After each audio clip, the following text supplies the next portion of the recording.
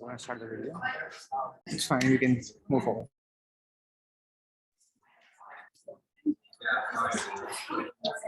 But how do we switch it to them for video? There should be some cameras. No.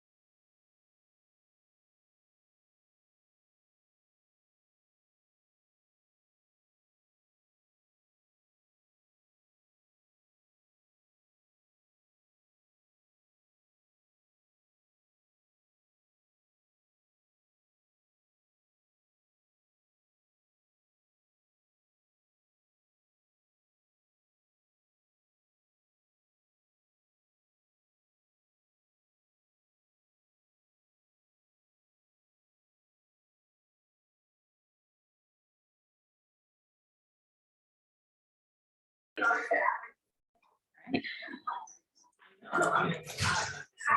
want to get too close because my radiating body. I know. Where you up? It just in case you need to go on. Hi, everyone. So we're going to do a panel discussion about women in data. We're lucky enough to have Ms. Rebecca and Ms. Sara here with us. I'll let them introduce themselves and their background. Hi, everyone. Welcome. Thank you for being with us. Thank you. We have to do the 2022 disclaimer. This session is being recorded, but you are not being recorded, so don't worry about that. So the session is about 40 minutes long. I know we were running a little bit behind, so we'll try and catch up. It is sort of a fireside chat type of format, but we would absolutely love for any of you to ask as many questions as you have throughout the session. I want to, of course, thank DataCon LA for hosting the event and our event sponsors for making it possible. So I'm Rebecca Friedman. I'm the founder and president of Koru Strategist, which is a public sector business development firm. I was really pleased to see a lot of people from public sector speaking in the intro remarks. I know some of them, and I sort of refer to myself as a gov geek, and a chief technology translator is sort of the role that I've had in the past. So I try to make sure that technology is understood by others and data science is understood by others. We can sometimes get into a rut of speaking in a language that people don't understand. So today we're going to have a discussion about women in data. So why it matters, implicit bias in data models, and qualitative and quantitative data. And I'm going to start by introducing our speaker and esteemed guest, Dr. Sara Laskey. I am the panel. She is our panel. It's just me. Yes, exactly. That's right. Thank you. Thank you. So I'll give you a little bit of her background, and then she can expand on that a little bit as well. Sara is with Qualtrics. She's a VP with Qualtrics and works in experience management. At Qualtrics, she works to give clients the experience management tools they need to engage with us, to understand and solidify relationships with customers, employees, and stakeholders. She'll explain a little bit about what that means. How many of you are familiar with Qualtrics, actually? Okay, great. That's great. So she's the go-to person. In a good way. I saw some like, yeah. Yeah. Well, as a lot of you are students, you've probably seen Powered by Qualtrics in some of the surveys or data tools that you're using. So I see some heads nodding there. So she's the go-to person for conceptualizing solutions, go-to-market strategy, and thought leadership for customers in healthcare, public health, and education sectors. She has a bit of an unconventional path. After graduating from Northwestern University, she joined Ringling Brothers Barnum and Bailey Circus as a clown, and also served as an animal rights spokesperson. She was inspired to attend medical school and graduated from Case Western Reserve University School of Medicine. She then became an emergency physician and eventually originated the role of Chief Experience Officer for her healthcare system, a role that we're now starting to see more and more in government, healthcare, and other industries. So this led to a deep interest in customer and employee experience and eventually led her to become the industry leader in experience management at Qualtrics. Before we get into some questions, I do have a little bit of an icebreaker question because I am very curious what your clown name was. You haven't told me yet. So my clown name was Sara Bellum, which hopefully you all enjoy that one. I have a USC clowning Ringling Brothers story that I'm going to tell just because this is my first time back on campus since I was here with the circus a couple years ago. So the circus played over at the Coliseum, which tells you it was pre-Staples, crypto.com, all of those years ago. And my husband and I were walking out after the show and the animals had been lined up to go in for the final sort of parade at the end. And we opened the gates. So at this point I was doing more publicity. We opened the gates and suddenly, because we were gonna leave for the night, suddenly the zebra just takes off, one of the zebras. He just took off and he is running through the campus. And it was, first of all, it was incredibly beautiful. But then you saw, for someone who appreciates and understands, knows the zebra personally. yes, we were very close. If you were a student like, walking around campus, "Sarah, maybe I'll not see so you much. But the zebra just takes off and then this guy just jumps on a golf cart and takes off after the zebra. So that's my memory of. And they did catch it. They did catch him, Okay. bring him back. All right. After he got his master's, he did get his master's. And that's one of the reasons she hasn't been allowed back on the campus since. Very No. true. We don't know So- who I'm gonna let out next. So I'm going to give you a little bit of background on women in data. Some of you may know this or kind of understand sort of what we're facing, but I wanted to set the stage a little bit. So among technical education fields, data science is shown to have the lowest representation of female students at just 35.3. And this lack of diversity is a serious issue. So AI algorithms are susceptible to bias, as we know, and building them requires a team that includes a wide range of views and experience. So that's one of the reasons why we wanted to have this session today.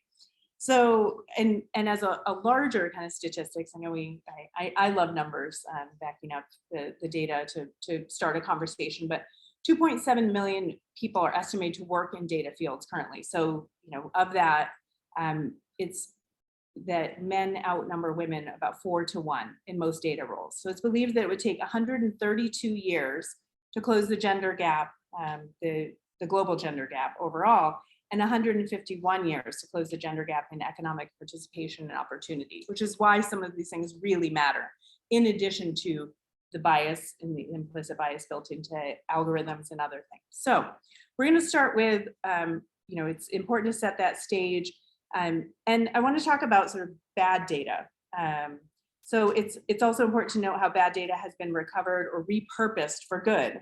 So can you share some examples of some work that you've done and some context to the conversation around that? Sure. I want to be careful that bad data, good data, it's all a matter of interpretation. That's so right. We may say bad data, we may say good data, but what we really mean is, it's always garbage in, garbage out. I'm sure you've heard that a million times.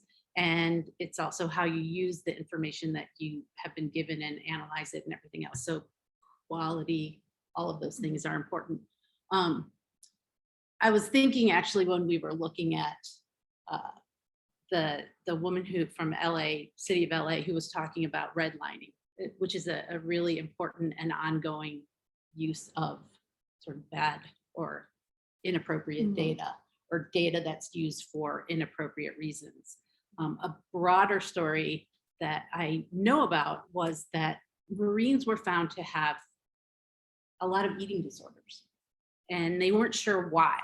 And they realized that the standards for the physical assessment, the physical sort of, this is what you have to live up to in the Marines, were based on white European men around 1900.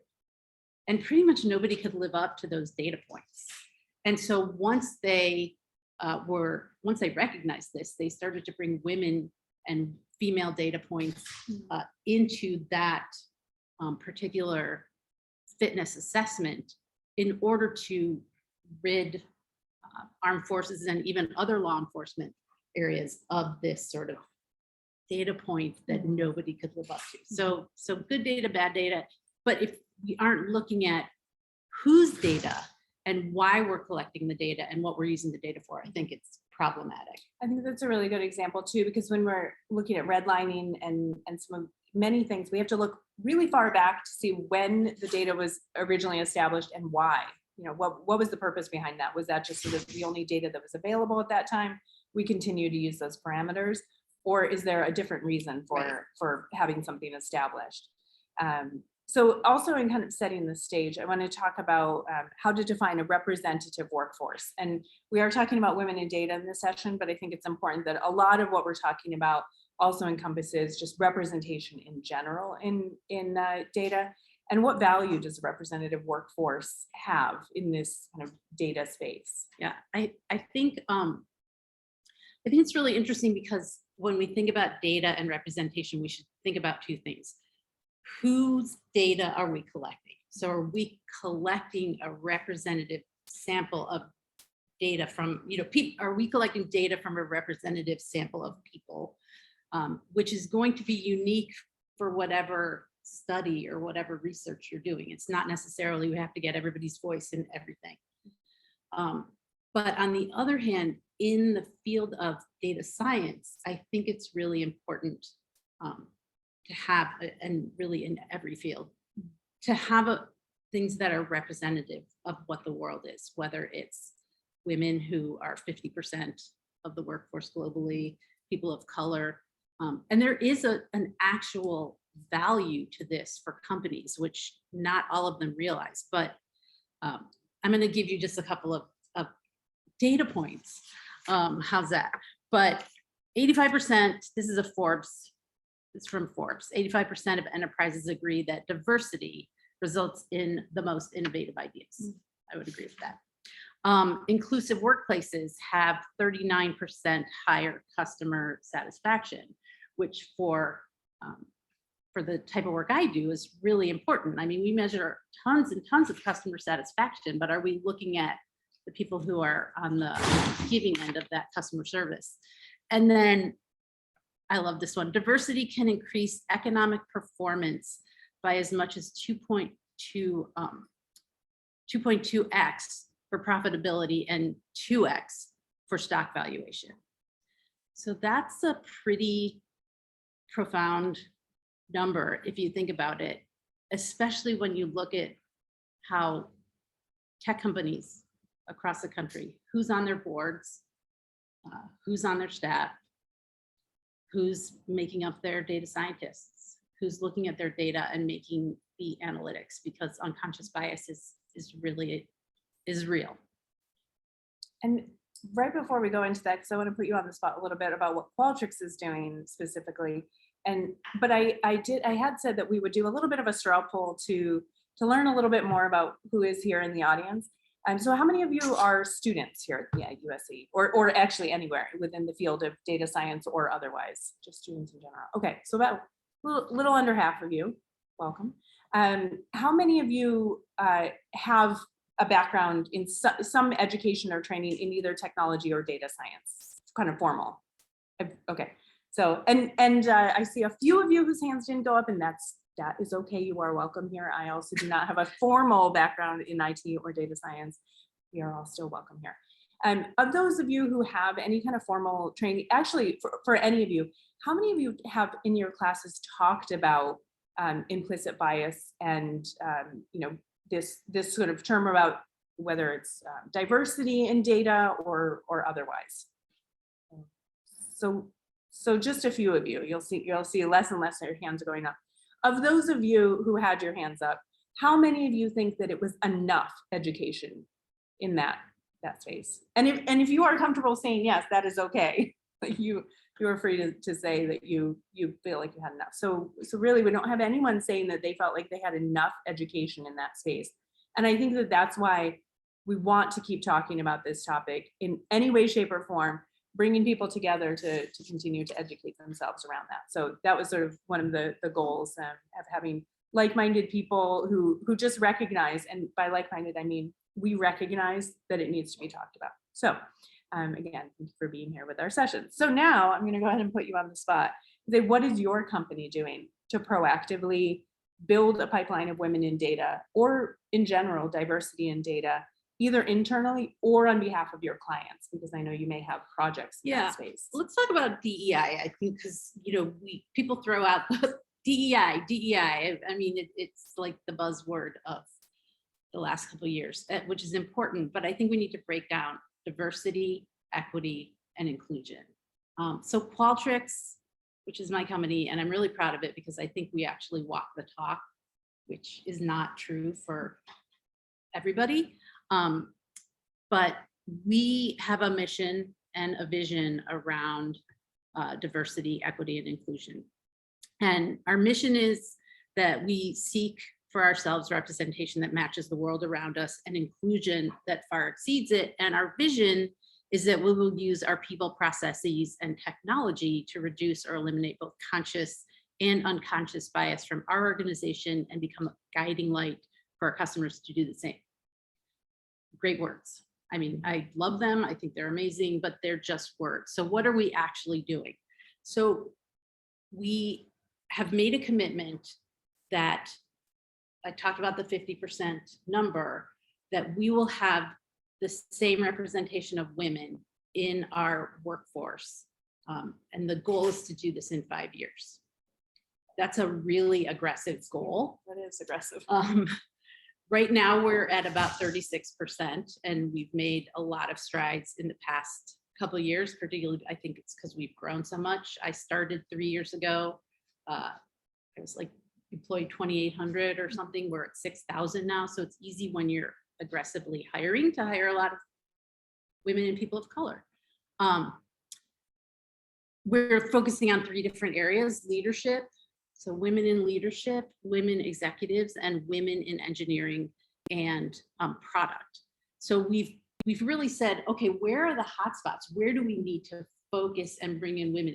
It's easy to bring in women in a tech company as somebody's assistant.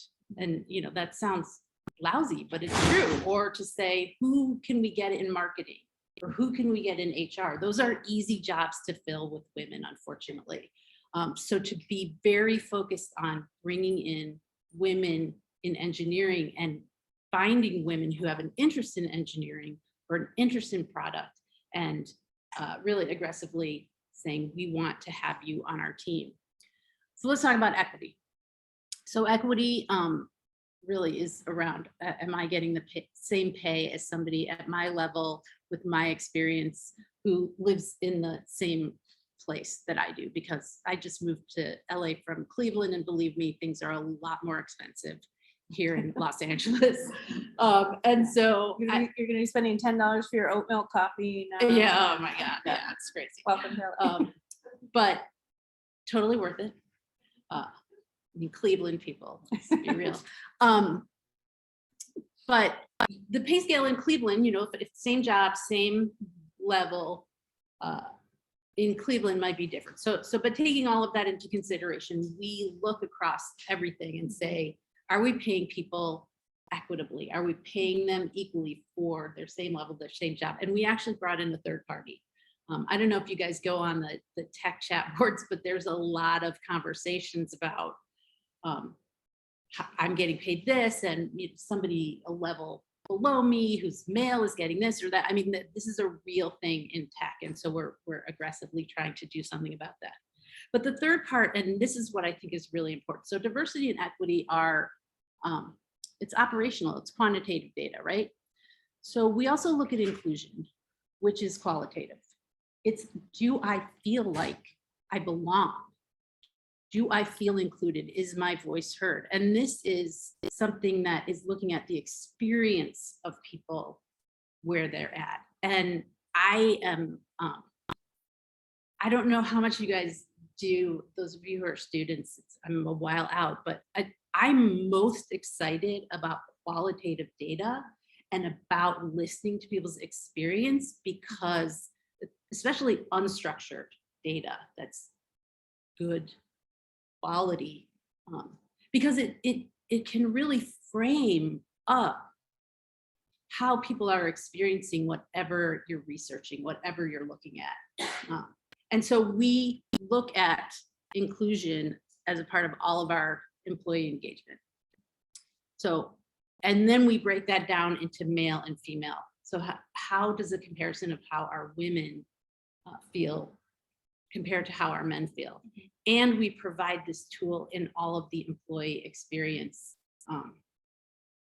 surveys and technology that we sell to customers. Okay, I want to dig a little bit deeper into that, but I really appreciate what you were saying about looking at the data, right? So some of it is relative to the location you're in. When I was recently working at, or a few years back at LA County, we often did see examples in these technology organizations where they would say, 50% of the organization is women. Aren't we doing a great job?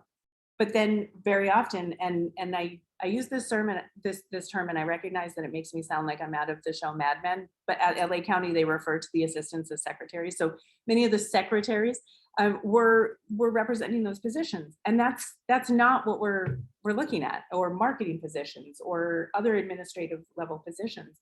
And they were, in some cases happy to start giving themselves a pat on the back until a number of people said, whoa, like that's not what we're doing here. We want to look at leadership positions, like you said, and technical positions that give people long-term equity as well, right? So the ability to kind of, like Ava was saying in her presentation, invest in real estate and have, be sort of equal participants within our society, but also within an organization that's governmental, you want to look at how is it representative to, in this case, Angelenos, right? What is the population of Angelenos?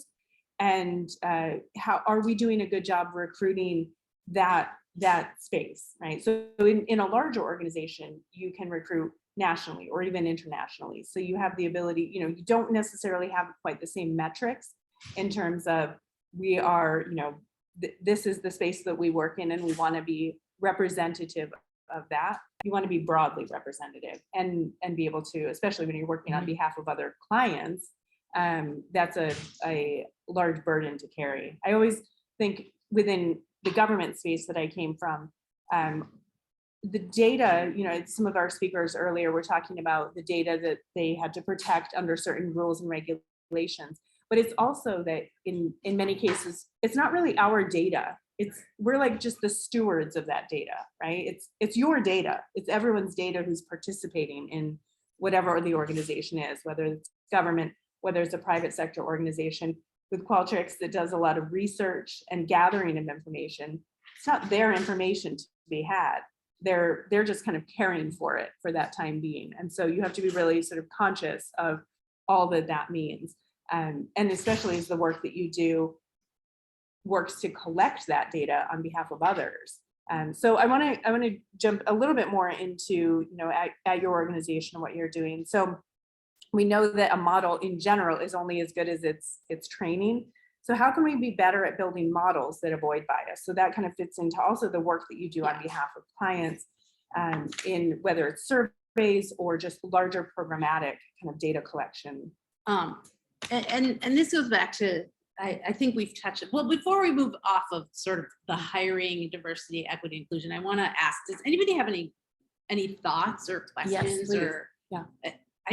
I think let's participate. I mean, it's boring to sort of stand there. Yeah, Yeah, please. One thing we're doing at Amazon to kind of change that bias and bring in more women is we realized there was a bias to the panel interviewing we were doing with all men in the loop. Yeah. So typically at AWS, you'll have 7 one-on-ones and then a panel interview to end it. And then we found we were putting women through that with all men. Yeah. And so now we're requiring. I think they call it speed dating, but I could be wrong. Yeah. Now we're at least inserting a process on the analytics and database side where we have a woman in representation of that group, at least one, right? That just helps bring a different point of view, a different argument to the table. And I have found it also welcomes women to the process. So when I'm in the panel, I try to make myself first in that loop to get them comfortable, support them through the process, and to make them want to work there, right? I mean, because in recruitment, as a lot of you being students will be going through the recruitment process and start going to USC. You'll have people knocking down your doors, but you want to make sure that people feel comfortable in an organization, and we generally feel comfortable when we are in an environment where we don't have to represent everyone of whatever X whatever that is, whether it's gender, whether it's diversity, that we know that there are other people. And the other thing to be careful of within a process like that, and I absolutely applaud that you're doing that, is not to go to the same people every time, right? I'm sure for some of us, we sort of like, oh, let me just let's get the one person who fills X category, and they can now lead, oftentimes lead a piece of an organization, lead a diversity effort. What if they have no interest in leading the diversity effort? What if that's not their passion? You don't just tap someone on the shoulder and say, we're counting on you because you fill this space, you fill this category for us. So it's, to look at a broader pool of individuals to be able to actually recruit, right? It's because you're not just, interviews should be sort of, you're kind of courting them as much as they're courting you in this speed dating process. So, yeah. You had a comment. Yeah. So we're at Activision, which is a gaming company, which is primarily and but even on my team, we have like, out of 10, there's 4 data scientists. They're all superstars. And as a manager, what kind of tough part for me is like when I get these applications, I'm like, the only people applying are guys, and sometimes it's tough. It's like I think that we should apply more to these things because like we want to hire you, but you're just not even getting into the system. So. Yeah, I mean, that's about building the pipeline, right? Yeah. And some of that comes from, events, working with students, really starting, 5 years before you actually want to see those individuals in those roles. So what are some organizations where, and I think, are we, okay, so we don't have a lot of time, but we do want to talk about resources and pipelines that you can build. One of the organizations that I work with is Women in Data. Very straightforward name there, but it is a global organization. There is a chapter in Los Angeles, and there's a chapter up in Sacramento. I sort of split my time between Sacramento and LA.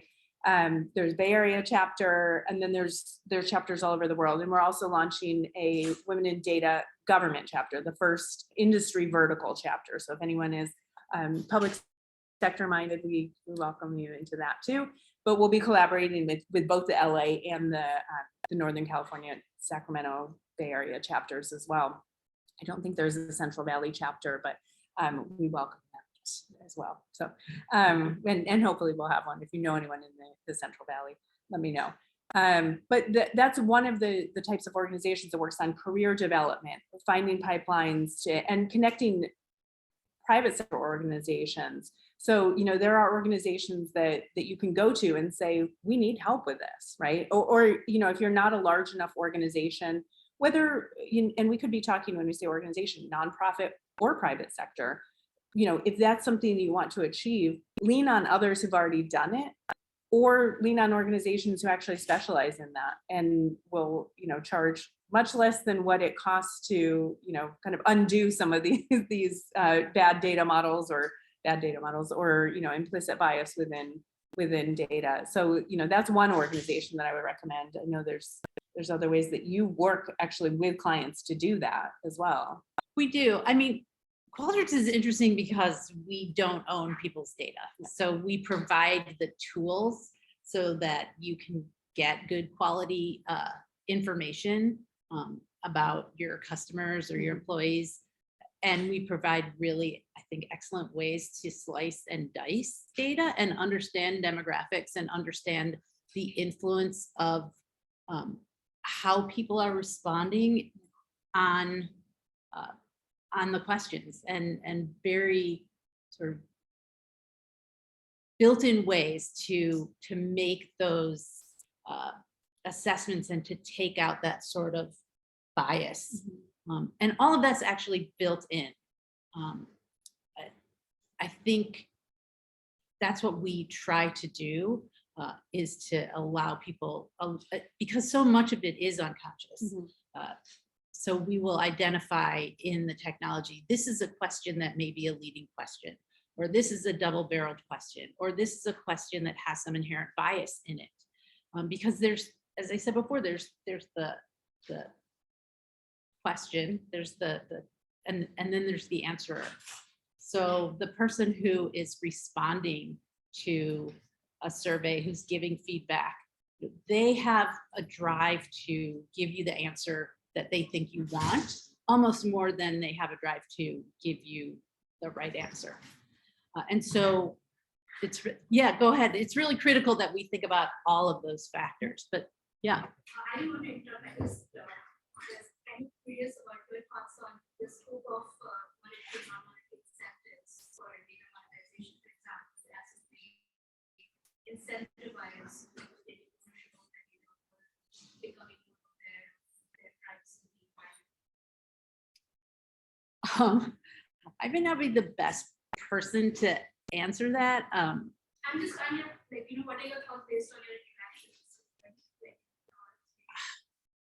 So I think data privacy it's very personal. It's very important. I don't know how realistic it is. I'll be honest. I think I have young kids who just put their data out there for anyone and anywhere. So while if you're probably 40 and older, you think, and governments think, oh my God, my data, we have to keep everything private and I can't talk about my health history and all of this PHI. And then you kind of take it down a couple generations and people are, posting on TikTok about all of their mental health issues, so I think that we are changing what we think about our data privacy. And it's really, I haven't thought about it. Who's responsible? Am I responsible for owning my data and deciding where it goes? Or do I hand this over to the people who are asking for my data? And saying that the government, the technology, the users are responsible for keeping my data private. That's where I think the tension is. And I don't have the answer to that. And I think we'll continue to work that question through. Yeah, I think I err on the side of educating people more than anything, educating them on what the potential outcomes are. And also that because things evolve so quickly, or maybe because some things evolve slowly, we don't know yet what the impacts of sharing some data will be. Whether it's people sharing their personal health information publicly or anything otherwise. We don't yet know what that can mean. So I think generally kind of sharing anonymized data is a little bit safer, and to educate people on what some of those potential impacts might be. I think you mentioned though also incentivizing people to share data. I think that there's some danger in that because then you will inherently get a limited amount of data, right? People who who are incentivized just because whatever it is that's being offered to them to share data.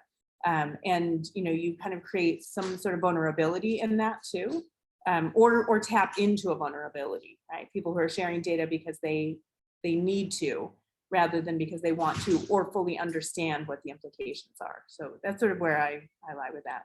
This is also interesting that we don't trust the government with our data, but we do trust Instagram. Yeah, that's right.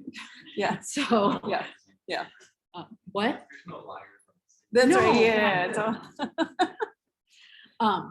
Well, and I think we're getting to, I know everything was running a little bit late, but I think we're getting toward the end of our session. So I will wrap up. I just want to, we are both going to be here for at least part of the day. We are, have probably a few like old school business cards, like the actual, those sorts of things. Or you can probably find us on LinkedIn, all of the sites, and our speaker information is actually on the website as well. So you can contact us through that. We'd love to continue this conversation.